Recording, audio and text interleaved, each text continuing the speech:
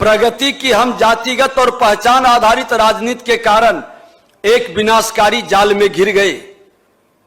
कहीं न कहीं हमारी लोकतंत्र की राजनीतिक उदारता संकुचित होने लगा, जिसके कारण हमारा 2090 से 2005 के अव्यवस्थित शासनकाल ने हमारी इंडस्ट्रीज को कमजोर किया। बदलते बिहार में, बढ़ते बिहार में आपका आगमन आपको गौरवान्वित महसूस करेगा और मौसम भी अनुकूल है, डबल इंजन की सरकार भी है। आने वाला समय भी देश के प्रधानमंत्री नरेंद्र मोदी जी के साथ बिहार के मुख्यमंत्री नीतीश कुमार जी और ये सरकार पूरी तरह से इस पर फोकस करेगी।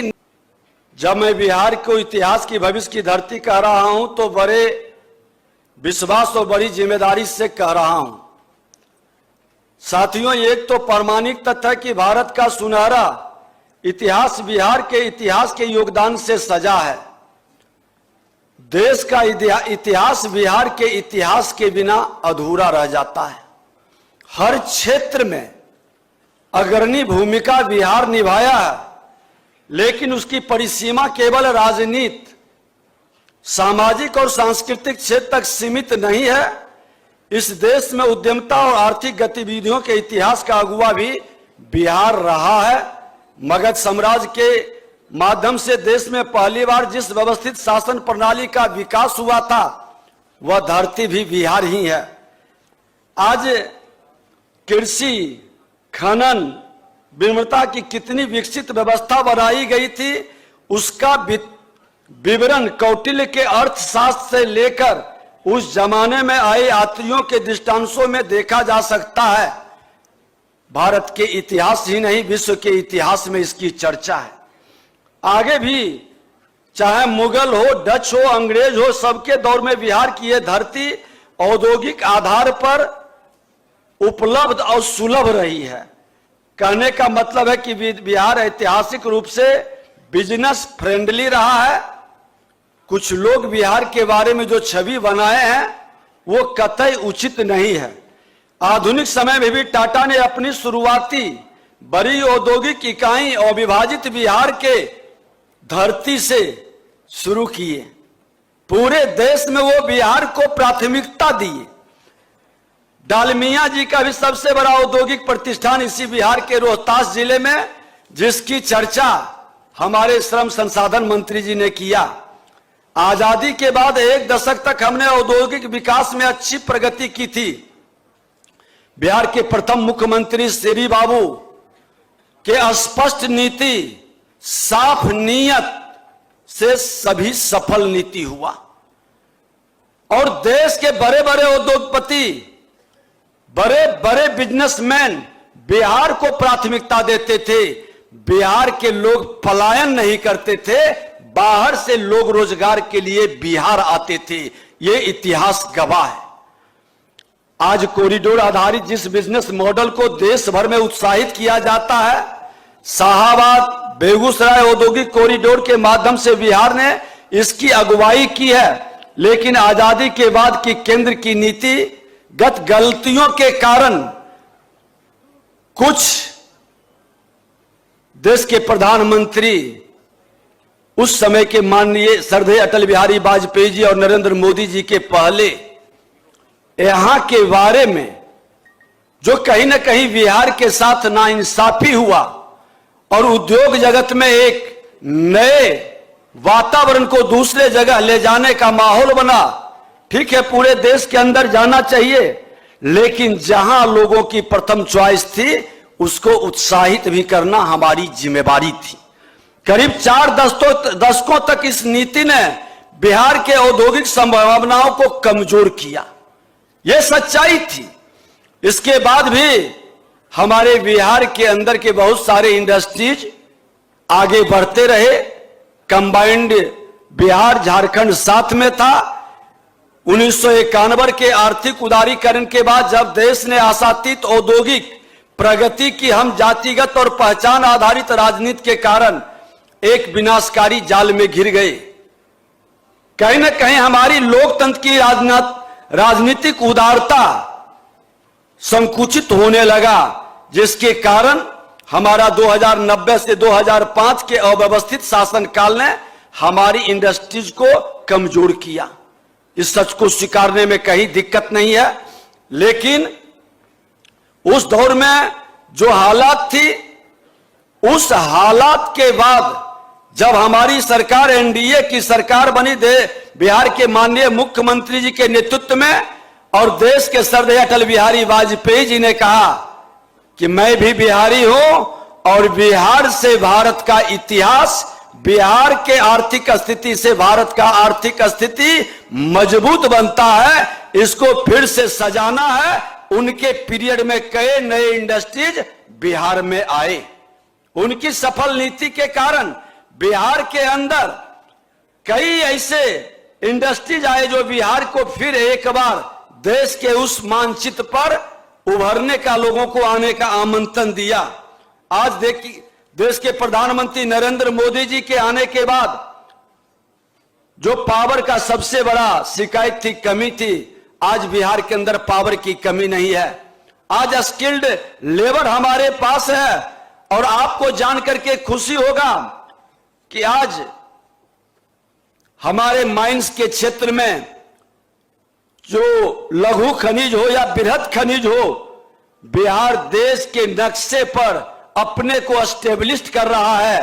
पहली बार भारत के माइंस के क्षेत्र में बिहार एक नए रूप में उभरा है।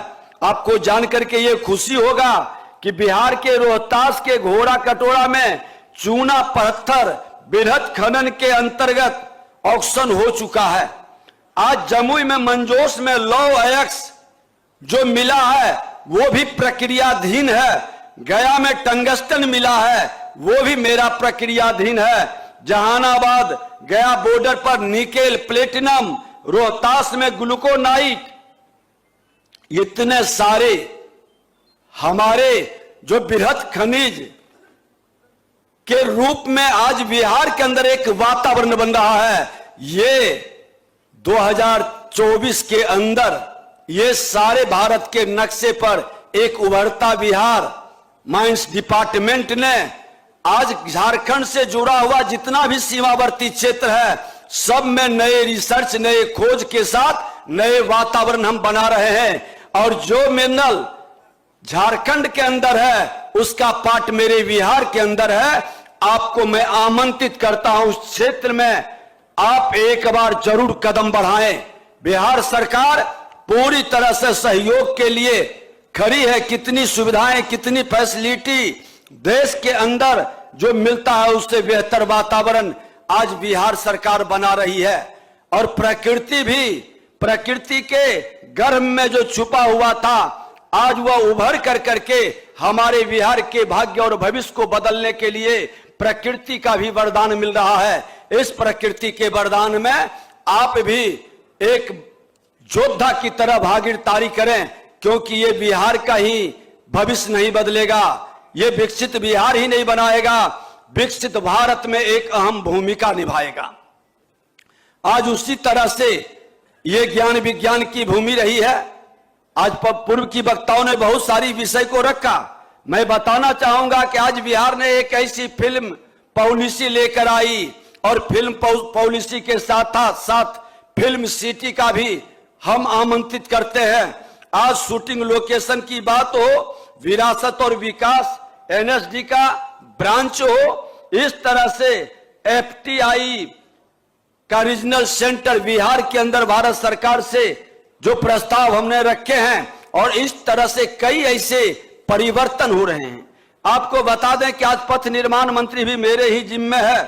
आज बड़े बड़े एक्सप्रेसवे ग्रीन फील्ड के माध्यम से आज आपको 4 लेन, 6 लेन, 8 लेन, अभी पूर्व की वक्ताओं ने कहा कि आज आवागमन की गति को भी हम लोगों ने दुगना किया है। आज हर क्षेत्र के अंदर हर जो इंडस्ट्रीज के लिए आपको अनुकूल परिस्थिति है वो हम उपलब्ध करा रहे हैं। और हमारे इंडस्ट्रीज मिनिस्टर माननीय नीतीश मिश्रा जी एक बेहतर सोच के साथ पूरे समर्पित भाव से एक नए परिवर्तन के लिए कदम बढ़ा रहे हैं। इनके पूर्व हमारे माननीय शहनवाज हुसैन साहब भी आज कई ऐसे लोग इथेनॉल के क्षेत्र में एक क्रांतिकारी परिवर्तन जब एनडीए सरकार थी उस समय हुआ था। यह सच है कि राजनीतिक अस्थिरता के कारण कहीं न कहीं यह हमारा वातावरण कमजोर पड़ा, लेकिन अब वो माहौल नहीं है। आर्थिक अनुशासन से लेकर बुनियादी ढांचे को नए सिरे से विकसित करने की हम लोग कोशिश कर रहे हैं। आज लॉ एंड ऑर्डर से लेकर सामाजिक सेवाओं को व्यापक रूप से सुधारने के प्रयास में भी हम लगे हैं। हम मानव विकास के सूचकांकों के मामलों में इतने पीछे चले गए थे कि कई विशेषज्ञों ने हमें बास्केट केस नहीं सुधारा जाने वाला तक कहना शुरू किया था, लेकिन आज उनकी सोच बदल गई है। अब आज करीब 19 वर्षों से लगातार प्रयास में हम विभिन्न विकास सूचकों के मामले में राष्ट्रीय स्तर पर तुलना करने में के काबिल हो गए हैं, कई कदम आगे बढ़े हैं। हम लगातार 1.5 दशकों से दहाई अंक की वृद्धि दर्ज कर पा रहे हैं। अब विकास के अगले सोपान पर हम औद्योगिक विकास की दिशा में बढ़ने के लिए पूरी तरह से तैयार हैं। हम अलग आर्थिक क्षेत्रों में नवाचार, सरलता को प्रोत्साहित करने वाला नीतिगत परिवेश बनाने में जुटे हैं, और चाहे औद्योगिक प्रोत्साहन नीति हो, निर्यात प्रोत्साहन नीति हो, सूचना प्रौद्योगिकी नीति हो, स्टार्टअप नीति हो, पर्यटन नीति हो, खनन नीति हो, फिल्म प्रोत्साहन नीति हो, जो हमारा प्रयास है कि राज्य का समग्र रूप से निवेश का एक आकर्षक गंतव्य बने। ये देश का बेहतर पॉलिसी बिहार के अंदर बना है, और ये विश्वास दिलाऊंगा कि बदलते बिहार में, बढ़ते बिहार में आपका आगमन आपको गौरवान्वित महसूस करेगा।